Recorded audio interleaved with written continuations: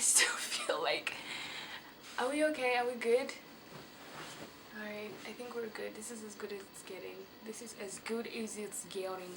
Hi and welcome to my channel. My name is Masi. Thanks for joining me. It's been a while. I'd just like to announce that I'm done with my thesis. Yay, thank you so much. Thank you so much. And because I'm done, I am packing up all my stuff. I've been in Namibia for like 10 years. I came here when I was 19, bright-eyed, full of dreams. And 10 years later, I walked away a queer icon.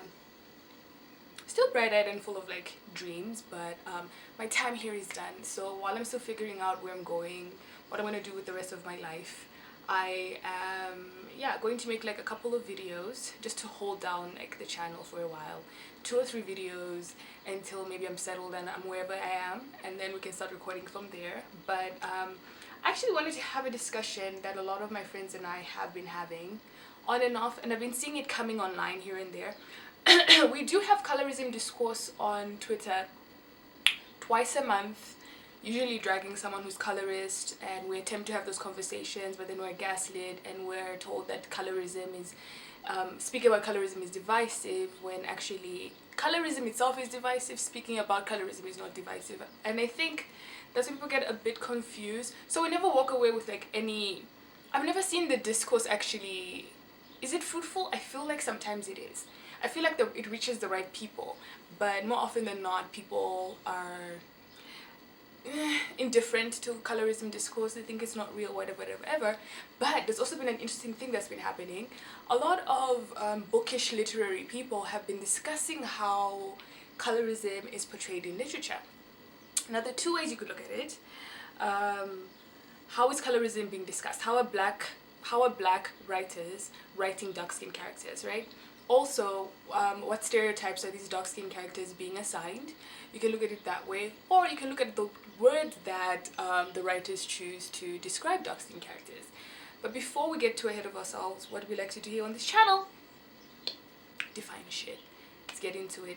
What is colorism? So colorism is prejudice or discrimination against dark-skinned people, typically among people of the same ethnic or racial group. Alice Walker is the one who coined the term colorism, so that's the... is that a moth? There's like a moth in here. So Alice Walker is the one who coined the term, and I usually stick to this definition because people like to conflate things, as in, oh, colorism is the discrimination based on skin tone. That way, brown-skinned people and light-skinned people can sort of group themselves in, you know, colorism discourse. And while brown-skinned people hold a very unique position, I'm waiting for someone who's well-versed and has the range to discuss that. Light-skinned people tend to be like, oh, you call me light bright. That's colorism. And it's like, it doesn't really work that way. Light-skinned people are not victims of colorism as much as they would like to think so, because someone called you light bright that one time. But furthermore, colorism is a form of interracial discrimination that exists within the black community, locally and abroad. So like, it's a global thing, where people are grouped based on skin color, hair texture, and facial features. So we can talk about texturism, we can talk about featureism.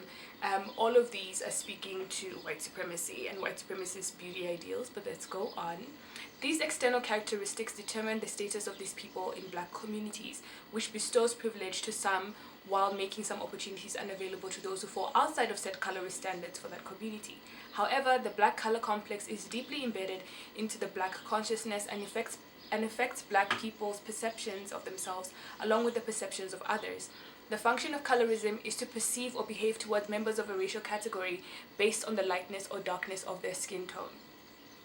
You can get lost in the source there. That's where I'm talking about like how light-skinned people can be like, well, I'm treated like this because I'm light-skinned. Negating all of the privileges that come with being light-skinned and how they function on a social, cultural, social, political, social, economic level, right? Fine. That being said, always constantly losing my train of thought. Where are we in the narrative? Colorism. I found there was a conversation on the grapevine.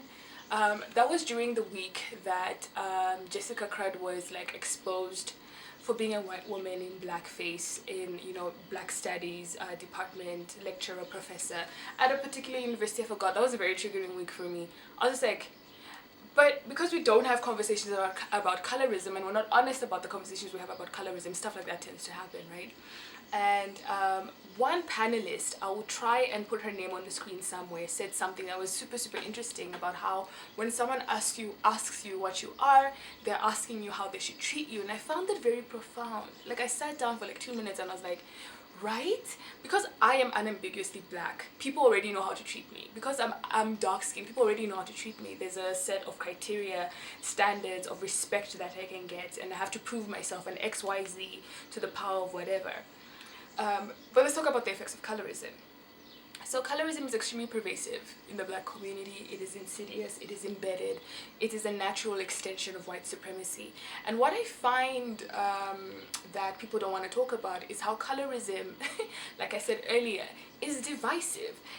It does the work of the white man in his absence, right? So colorism has enabled black people to police each other, to discriminate, to segregate, to keep us further and further away from liberation without without white people having to be in the picture at all. So when colorist black men make degrading or dehumanizing statements about black women, or when light-skinned people gaslight their friends for the male gaze, these are very real things that happen, and like, people don't really want to have the conversation about how that's keeping us further and further away from really being liberated. You know, even the most woke black person has internalized biases, and for me, the weakest links in terms of the whole colorism discourse is mostly black men and light-skinned women. They are the ones gatekeeping this, not gatekeeping, but like, what's the word I'm looking for? Upholding this, perpetuating this, keeping this going, gaslighting, deflecting, talking about things like preferences.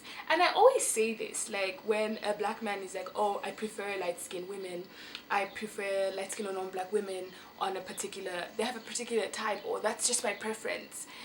Do you know who else preferred light skin? White supremacists. So for me, there's no real discernment between a colorist black man and a white supremacist, because you uphold the same ideals and you go back to the same rhetorical talking point when defending your position, which to me is weird. Like, how are you comfortable being or peddling white supremacist ideology? Like, could you please do yourself a favor and just like unlearn that? But a lot of people don't want to unlearn that. They really feel like they dehumanizing, discriminating against, belittling dark-skinned women is valid because it's a preference. You prefer to be violent? Alright. So colorism shows up in really stark ways. It's in the differences between pay rates. Yeah, I've been in work environments where lighter-skinned people are treated a particular way, lighter-skinned black people are treated a particular way because I'm dark-skinned. I see how some ideas peddled by lighter-skinned people are more acceptable than when I say them. I'm seen as more aggressive. I've been told that. I've seen as I'm not approachable. I've been told that white women have cried by simply me just being like, okay, and literal tears. And so you're already grouped as being aggressive, and it's weird because like you can't really live your life, you can't stand up for yourself, you can't do anything because am I perpetuating the stereotype? Or do I have a right to be angry? And those things are put in place to prevent us, dark-skinned people, from saying anything because we're afraid of being viewed as a particular thing. When even if we were quiet, or even if I lowered my voice, I would still be considered those things. It really doesn't matter. So it's not a catch-22, it's a paradox. I think the word is paradox. Catch-22, not a type of paradox. Darker-skinned women are given longer prison sentences. Now we can look at this from the context of, you know, the African-American, we can look at this from an African-American context. While I don't have any data or information about how dark-skinned women are sentenced here, it is reported that larger, on a more substantial, disproportionate level, dark-skinned women are given higher, harsher prison sentences than lighter-skinned women, right? The exceptions to the rule, and the fact that I have to mention that, is the function of colorism. Darker-skinned women are given, okay, I said that they're suspended from school. They're more likely to be suspended from school than their light-skinned peers. Yeah, we've all gone to school with light-skinned people. We've all seen how teachers take to particular students based on their skin tone. If they're lighter skinned, they're considered like softer, to be protected more. And again, it works with the male gaze, it works with, it works systemically and all of that shit. Even more insidious, colorism affects how we're remembered. Light-skinned black people are perceived as being more intelligent. If I speak, light-skinned people are considered more clean. more intelligent, more XYZ. And educated black people, regardless of their actual skin color, are remembered by job reviewers as having lighter skin. Even in our imaginaries, even after seeing someone as dark-skinned and as intelligent and capable and what's the word that I'm looking for? Yeah, and capable and able to do their job well. The mere fact that they're dark-skinned is erased and they're remembered as being lighter because there's something in the brain cognitively that can compute that dark-skinned people are capable and are smart or whatever. You can know this, but cognitively, there's a dance, right? Some more effects of colorism is skin lightening. So for me, I do have an opinion about skin lightening. I don't necessarily blame dark-skinned people for lightening their skin. Because when you live in a society, when you live in a system that reminds you every day that you're undesirable, and when your desirability leads to better economic opportunities, and you want to maybe like provide for your family or whatever the fuck, you're going to lighten your skin in order to open those doors or have access to those things, right? So when people, I think it's extremely gaslighty and revisionist when people are like, I don't know why dark-skinned people bleach their skin, I wouldn't do that, self-love. And in the beginning of time, maybe I had that idea, I had those views around, you know, skin lightening and feeling as if, you know, dark-skinned people who lightened their skin were not smart or just hated themselves. And it was like, it is the function of the system. It is trying to take part in or reach a certain, or achieve a certain beauty standard. And whether we like it or not, we all do that. Not as extreme as skin bleaching, but you can look at plastic surgery, you can look at lip fillers, you can look at facelifts. We're all working towards a particular beauty standard, and when dark-skinned people lighten their skin, it is seen as extreme, as taboo. Why would you want to change your skin tone? It's something so personal, but negating to factor in how we treat dark-skinned people in society. Why wouldn't you want to escape that? Why wouldn't you want to escape that? But I don't blame or I don't judge, because I'm just like, I understand completely. I know what it's like to be at the receiving end of colorism and the gaslighting, the fact that light-skinned people will gaslight the hell out of dark-skinned people and then make them feel bad for trying to achieve a beauty standard that light-skinned people and dark-skinned men, cishet men, uphold is weird to me. It's absolutely weird to me. Colorism is gendered. And while we can have a broader conversation about how dark-skinned men are treated, how prevalent colorism is amongst women is high. If we look at the statistics for how much, you know, capitalism or capital and income or gross per whatever, how much money the skin lightening industry makes, the figures are insane, quite frankly. A lot of people make money off of skin lightening, which means colorism is can be capitalized on, and because it works in a capitalist the perpetuation of colorism, keeping it going, is really, really important, and it's making a lot of people rich, mainly white people. So let's think about that. We are advancing the white supremacist capitalist agenda here. We're keeping that going, right? And another effect is low self-esteem rates. I remember when I was a teenager, I had extremely low self-esteem. Felt like I was like not deserving of anything, not deserving of love, not deserving of care.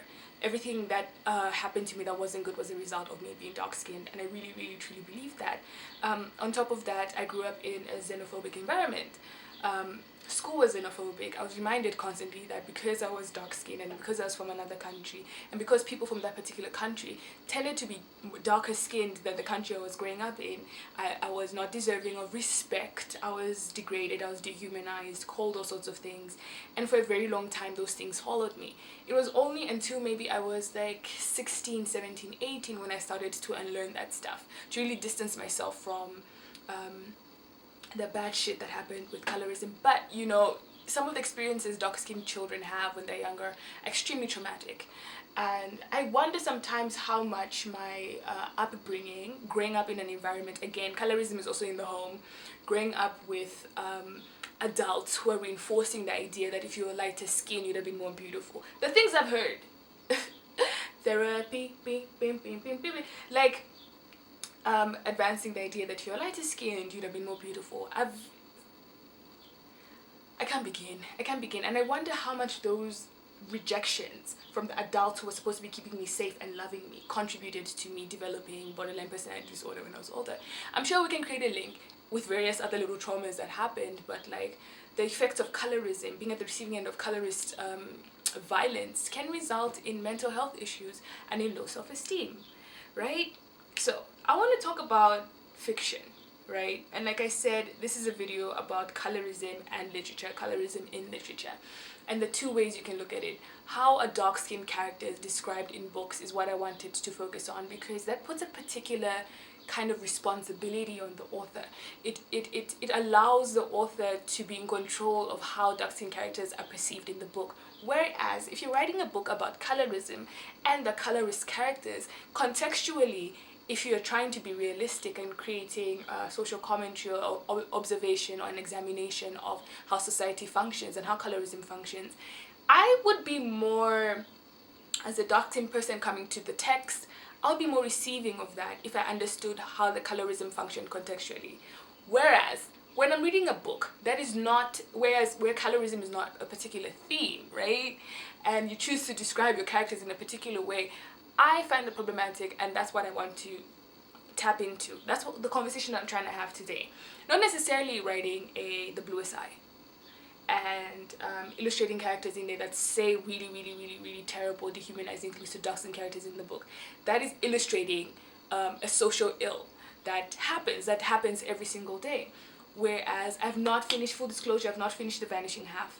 I started reading it, I read like 2 or 3 paragraphs, and yeah, I was triggered because I was like, Jesus, you know, this whole entire text is just full of things about, you know, dark-skinned people and the way that they're described and the words that we choose. But because I haven't finished the text, I don't really have too much to add on that, besides one of the main themes of The Vanishing Half is colorism and exploring that, because it's set in a town where a lot of the people are light-skinned. All the people are light-skinned. It's light-skin utopia. It's like a light, bright heaven, you know. Everyone is light-skinned and the goal is to be as light as possible. I have some interesting ideas about that, but that could be a separate like book review. I think it's worth its own space to unpack. And then you have a book like Here Comes the Sun by Nicole Dennis Benn, where one of the themes is colorism and colorism in the Caribbean and just like how that functions, you know, the residue of colonialism and just, but there are also interesting ways in which the author chose to describe dark-skinned characters in that book. Now, I had planned this whole entire thing where I was going to screenshot and show from the passage how dark-skinned characters are described, but I think maybe, let me not name names, for the sake of peace. Let's maybe have a more general conversation, and I don't want to pick and choose. Also, it was going to take too much work. But the thing is, the funny thing is, what I find super funny is my room is like, I'm surrounded by books right now. If I just stood in the middle of the room, twirled and landed on a book and opened it, I would find something degrading written about a dark-skinned person. I would find a particular description about a dark-skinned character that is dehumanizing and just off-kilter. That's not cute, you know? That's what I want to speak into. So how does fiction shape our world? There's a lot of ideas around non-fiction and fiction, and this has more worth and that has more worth or whatever. That's not necessarily the argument that I'm trying to have here. I'm talking about what kind of ideas do we keep peddling in our fiction when we choose to describe dark-skinned characters a particular way, right? Fiction is extremely important to me. As a young dark-skinned child, books were my home. I loved books, right? And that's where I used to go to escape the world, escape everyday traumas, escape all of that fuck shit, right? And back then I didn't clock it. I only clocked it when I was older, when I was just like, I keep seeing this as a descriptor for dark-skinned characters. And I just stored it in the back of my head, Pinterest for today. So what, like, on a bigger scale, fiction can help cultivate particular ideas, communicate difficult themes that maybe some people who, because for me, I find it difficult to read nonfiction. I'm going to be very, very clear and very frank. For me, fiction, very complex ideas are contextualized, and because they are practically illustrated, I understand them better. And after that, I can go and read more about them. And because I have that basis, that foundation, it makes it easier for me to understand and what's the word that I'm looking for? Whatever. So George Gerbner, the thing with me is like I also don't like citing white people in my things, because I know that a black person said it better someplace else. But when you're searching for a particular thing, and this is just off topic, but when you're searching for a particular thing, the first results are usually thoughts white people had about a particular thing. But for the sake of this video and for the sake of time,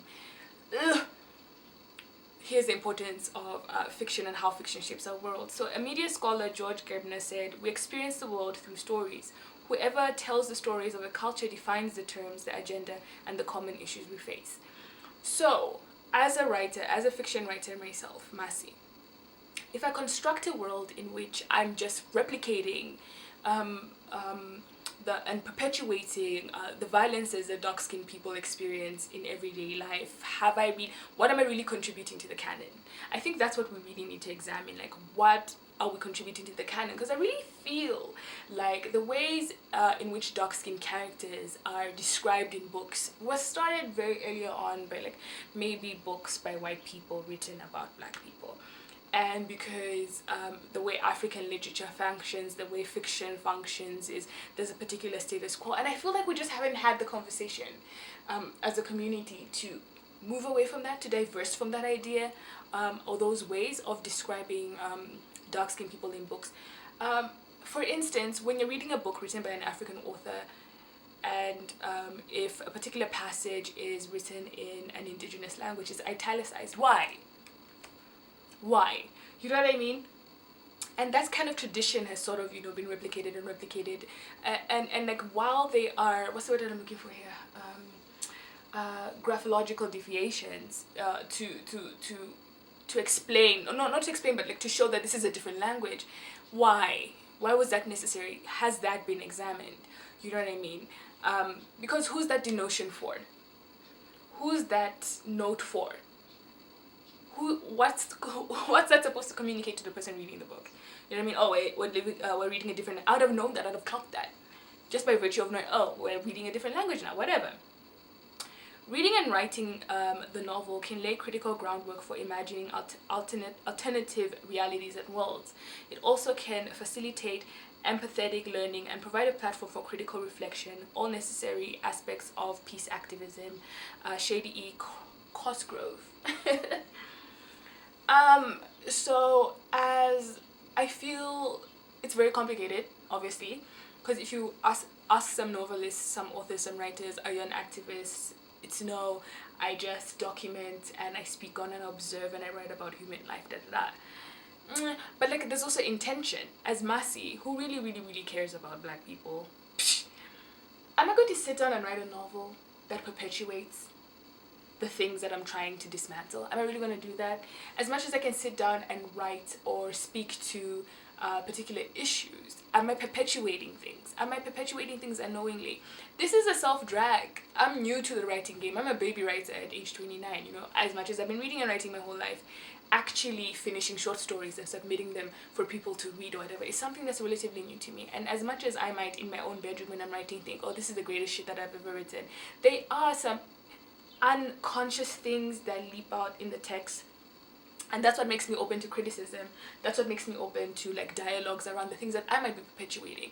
But this particular thing is something that I want to call to the center because I've seen it happen way too many times, right? While you can explain yourself, or you can explain while you can maybe justify the particular use of particular words for particular things contextually, like I mentioned, are you writing a book about colorism, or are you writing a book and you are being colorist in some parts of the book? That's worth investigating, that's worth having a conversation about, right? But we know that fiction holds power. We know that there's power in text, there's power in language. Words mean things. So again, if we're choosing as authors to come to the page, to the blank page, and in our imaginaries, write dark-skinned characters a particular way, even when we have the choice to divest from the stereotypical ways in which dark-skinned people are represented in text and written about. Lost my train of thought, girls. So I've noticed a thing, right? Like I said, I wanted to like go into particular books and take particular passages and show, but like I'm just gonna generalize things that light-skinned people are compared to in books. Toast, creamed coffee, roasted groundnut, barely wet sand, honey, and their skin is usually described as glowing. All of these things do not have negative connotations to them. Toast does not have a negative connotation to it. It can be consumed. Cream coffee can be consumed. Roasted groundnuts can be consumed. Barely wet sand, non-threatening. Honey can be consumed. It's sweet. And when something is glowing, it suggests health, cleanliness. It's glowing. It's cute. Things dark-skinned people are compared to in literature. Midnight, coal, shadow, this one, the bottom of a burnt pot of rice. Tar, asphalt, and usually the skin, dark-skinned, is usually described as being ashen, unhealthy, sick, left in the sun for too long. These are things I've read. I'm not just taking things out of my ass. Also a personal favorite that people, not a personal favorite, but like a favorite that I've seen authors gravitate to is describing skin as being blue-black. Midnight, there's negative connotations to midnight, it depends on the context. Coal, shadow, a bottom of a burnt pot of rice, tar, asphalt. There's nothing pleasant here. You're not thinking pleasant things when you're being compared to, when you compare something to coal. Something is not pleasant when it's compared to asphalt. Something is not pleasant when it's compared to shadow, or when it's described as being ashen. Now, let's now have a conversation about what is palatable, what this language suggests. Now, if you look at toast, creamed coffee, roast groundnut, honey, those are things that can be consumed, can be eaten, are palatable, right? Midnight, coal, shadow, tar, asphalt, a burnt pot of rice. Those are things that you wouldn't want to put in your mouth. This is indicative of the ways in which the world is ready to consume blackness, right? Subconsciously, we're communicating to cannibals, the white supremacist, cannibalist, whatever, machine, that these are the things. Like, can you see how fucked it is? That the way we choose to describe particular kind of people means those are the type of people that white supremacy can consume and can find value in. Whereas ashen things, coal black things, things that are left in the sun too long, things that are burnt, can just be discarded and no one can care for them, right? Suggest the amount of care and amount of attention we need to pay or can pay to a particular thing. So if you're describing someone like toast, yummy, toast is yummy, toast is fucking yummy, right? So if you're describing someone else, it's pleasant. We're saying light-skinned people are more pleasant, are palatable, can be consumed. Dark-skinned people aren't consumed. But like, it's also weird, like, who wants to be consumed? It's, again, degrading on both planes. It's degrading. You're being compared to food, something to be eaten. And there are other words we could use. We're writers, for God's sake. And there are other words that we could use. Other metaphors, other similes that are pleasant that we could use to describe dark-skinned people. And other ways to describe light-skinned people. I mean, light-skinned people, you can have that fight by yourselves. I'm talking about dark-skinned people here.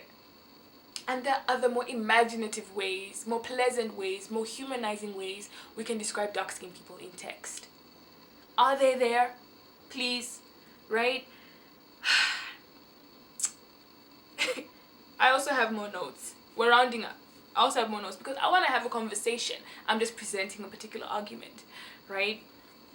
I feel like there's an intellectual failure, right, in literature, when we fail to humanize dark-skinned characters outside of the context of writing about colorism, when we fail to describe dark-skinned characters with the humanity and respect that they deserve because they're human beings, when we fail to write dark-skinned people as complex characters, as lovable characters or unlovable characters in their own ways that do not have anything to do with their dark skin, or suggest that the reason why dark-skinned characters are maybe unlikable is because of their dark skin, it's an intellectual failure on our part as writers. We have all the power. Our imagination is infinite. Sometimes I get confused between infinite and finite. Infinite. There's a world in our heads. This is the only place where the world doesn't need to touch you. In your imaginary, this is the only place you have control over, up here. But if in here, even you cannot imagine dark-skinned people as anything other than tar, asphalt, coal, this, that, and third, burnt pots of rice, it's an intellectual failure on your part, right? Because you can't sit down. Writing is difficult. Revision is difficult. Creating plot, structure, setting, plot holes, fixing that, changing different language for this, rewriting, storyboarding, whatever, that's difficult and it takes time. And through all those steps, there's never a moment where you step back and say, how am I describing the characters in my story, in my book, in dehumanizing ways? And yet I want to contribute to the Black literary canon towards our collective liberation. But you don't interrogate the ways in which you describe Black people, and if you're reverting to colonial language to describe dark-skinned people, it's an intellectual failure on your part. And I don't necessarily want to blame you completely, but what I'm saying is be aware, Masi, as well, because I write, and sometimes I also, the thing is, I'm also guilty of reverting back to this language, because you're like, everyone else does it. This is how everyone else does it. But again, you're in control. You are in fucking control, right? I can't imagine how difficult it is to get into an MFA program, creative writing program. It's difficult. Imagine paying all that tuition, reading and rereading, and describing dark-skinned people like that at the end of the day. Imagine revising your manuscript, looking for a literary agent, and going through all of those hoops as a writer, and then publishing your book and it being a bestseller, and then you describing dark-skinned people the way you describe dark-skinned people in the book. Whose gaze are we doing this for? Another thing with talking about or being aware of. Whose gaze is this for? Who are we writing for? Because I cannot say in good faith that I'm writing for Black people if I choose to describe the darkest of us in those ways. I'm not doing us any favors by describing us in those ways. Do you understand what I'm saying? Do you get what I'm saying? Whose gaze? Who benefits from reading about dark-skinned people as being tar, this, that, and the third? Like burnt pots of rice. Who benefits from perceiving Black people that way? And why should I walk away from a book feeling a particular way because a dark-skinned character in there was described as being as dark as a burnt pot of rice? And that metaphor or that simile being applauded and celebrated as, what? Come on, who's benefiting from this? When we perpetuate these ideas, right? Light-skinned people can say that they're benefiting because they're likened to food and other things. Still dehumanizing, but you can have that chat on your platforms, right? White people benefit from describing dark-skinned people or perceiving dark-skinned people in these ways because we're saying that it's okay to treat dark-skinned people in particular because they're asphalt anyway. We can walk all over this tar. We walk on tar every day. We ash cigarettes in tar every day. We can do those things because those are not human beings. It's a burnt pot of rice. It's midnight. What? Guys, please.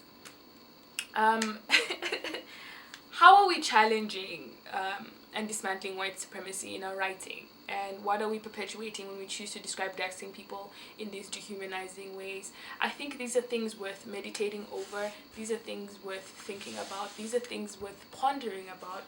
And I think it's useful, for upcoming writers. And the thing is, I'm just calling out a thing, right? and it can be like, I'm just calling out the thing, and it's something that I've noticed in a lot of books. And remember what I said in the beginning, there's a difference between talking about colorism and colorism being a theme in your books, as opposed to a writer choosing to describe dark-skinned characters a particular way. Because while one is an examination of how society treats dark-skinned people, or how pervasive or how insidious colorism is or shows up in society, the other is a choice. The other is something that the writer felt they needed to do. Also, another thing worth noting is sometimes, for the latter, dark-skinned characters, instead of just saying the character is dark-skinned, dark-skinned characters are described as being burnt pots of rice and things like that, when those things have no bearing on the plot. Being as dark as a burnt pot of rice has no bearing on the plot. It affects nothing in the story. So why say that? Why choose to say that? Despite being just like violent, unnecessarily violent. Why say stuff like that? It's confusing to me, right? It really is confusing to me. I want to leave us all with a passage from The Bluest Eye.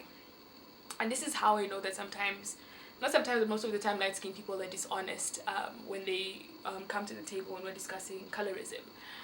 Toni Morrison, for all intents and purposes, was a light-skinned woman, right? But she wrote about colorism and like so honestly, which is indicative of the fact that I think light-skinned people are purposely obtuse, arrogant, ooh, I don't know, but you know. And of all the books on earth about colorism, this is the one that a lot of people return to, which was written by a light-skinned woman. I return to this, and this was written in the 70s, and it's still fucking relevant. It's still fucking relevant. So this passage sums up the impacts of colorism and the thought processes behind how I think light-skinned people justify why they treat dark-skinned people the way they do, even though they don't want to admit it. This passage highlights our ideas of power and hierarchy. As long as we can oppress someone else, it's all good. We don't have to dismantle the thing, and that's what's keeping us from liberation. So, not to sound like a hotep, but I feel like until we deal with colorism, and when we stop telling dark-skinned people who want to have conversations about colorism, who lay down daily in Twitter threads, in books, in academic texts, in documentaries, how colorism functions, when we tell them that them doing that is divisive and not colorism itself, we're never going to see liberation. We're never all going to be like, yay, we're free. It's never going to happen, because colorism is a function of white supremacy. It's a function of white supremacy, and if you're holding on to colorist ideology, if you're peddling colorist rhetoric, you are inherently a white supremacist. I'm sorry to break it to you. I don't make the rules. So here's a passage from The Bluest Eye. We were so beautiful when we stood astride her ugliness.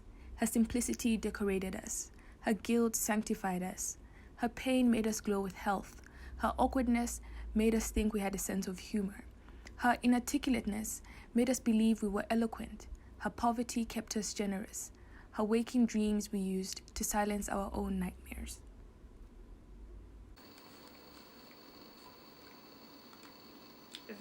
There's a passage admitting why light-skinned people continue to peddle colorism, because without the continued dehumanization, without the continued belittling, destroying of dark-skinned people, without the continued violence against dark-skinned people, light-skinned people wouldn't necessarily have an identity or something to define themselves against.